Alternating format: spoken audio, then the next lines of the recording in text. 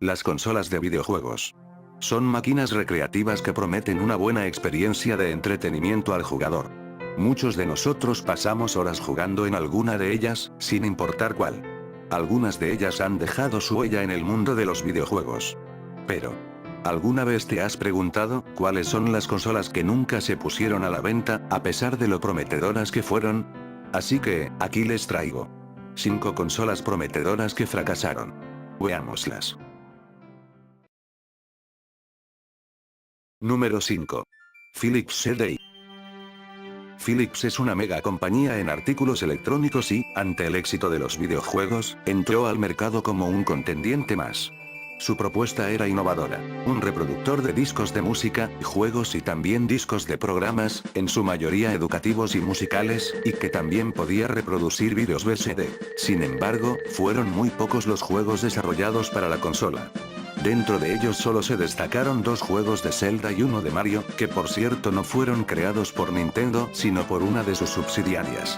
Lo que llevó a esta consola al fracaso fue que se comercializó como un producto más barato que una PC, pero era más cara que otras consolas y su catálogo de juegos no atrajo la atención suficiente.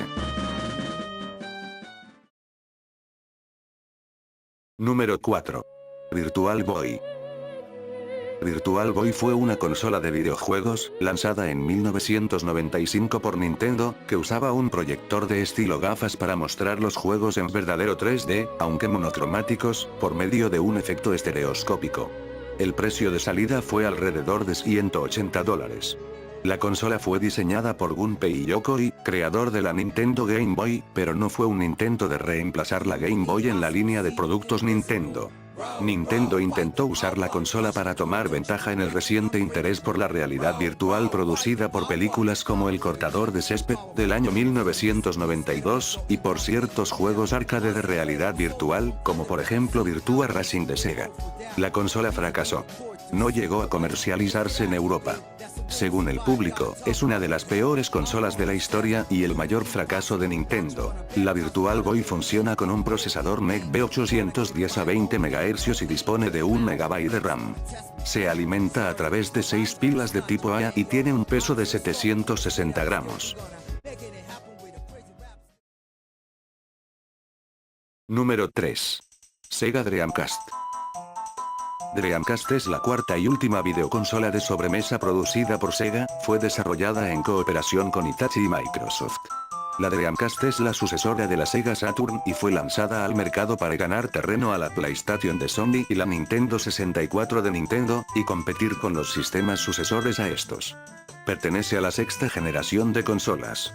Se detuvo su producción en marzo de 2001 tras la decisión de Sega de dedicarse en exclusiva a la programación de videojuegos. Sus principales características son su lector óptico CD-ROM y su procesador Hitachi. El sistema fue el primero en tener un módem incorporado para jugar online.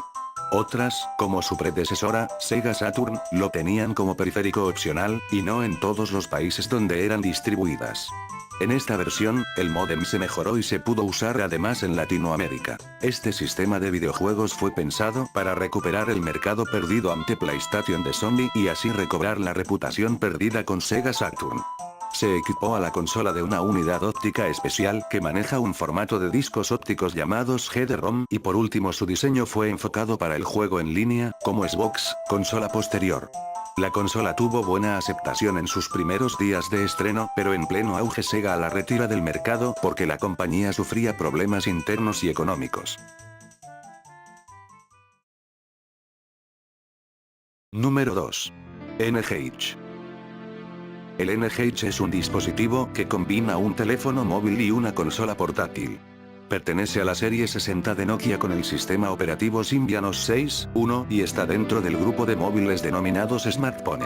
El diseño con forma de empanadilla del teléfono original fue considerado torpe. Para insertar un juego, los usuarios debían quitar la cubierta plástica del teléfono y quitar el compartimiento de batería, ya que la ranura del juego estaba al lado de ella. Otra característica torpe era el altavoz y el micrófono, que estaban situados en el borde lateral del teléfono. Esto dio pie a muchos para criticar la forma de hablar por teléfono de lado. El usuario debía colocarse el borde del teléfono contra la mejilla. El factor confort en llamadas largas se veía afectado también por estas críticas. A pesar de las críticas, se piensa que los altavoces estaban allí por una razón práctica. Si hubiesen estado colocados en otra parte, la pantalla se habría manchado por el contacto con la mejilla. Sin embargo, casi todos los teléfonos móviles tienen la pantalla contra la mejilla cuando el usuario está hablando. A pesar del cuestionable sentido práctico, los jugones estaban poco dispuestos a hablar de una manera tan extraña. Si la miramos como consola de videojuegos, la NGH fue conocida por la extraña orientación de su pantalla, vertical en lugar de horizontal que suele ser lo habitual. Hemos visto consolas que fracasaron por razones obvias, torpes, y raras. Pero todavía falta una. ¿Quieres saber cuál es? Veámosla. Número 1. Gizmondo. Gizmondo es una videoconsola portátil de la séptima generación de consolas comercializada por la compañía Tiger Electronics, Hasbro. Salió en 2004 en Reino Unido y Estados Unidos, retrasándose su lanzamiento mundial varias veces, el cual finalmente no se produjo, por lo que solo es posible comprarla en los países citados. La consola fue enviada al ostracismo debido a una mala campaña publicitaria, prácticamente nula, y a la fuerza de Nintendo, Nintendo DS, y Sony, PlayStation Portable, en el mercado. La compañía se declaró en bancarrota a principios del 2006, por lo que se abandonó la producción de la consola, cancelando los juegos que habían proyectado. A principios de 2007 se anunció un nuevo modelo que saldría al año siguiente, pero la posterior bancarrota de los nuevos propietarios impidió este lanzamiento. Desde entonces, la Gizmondo puede considerarse abandonada definitivamente. Fue un fracaso en ventas, considerada una de las peores consolas de la historia, una de las peores consolas portátiles y en general videoconsolas de la historia.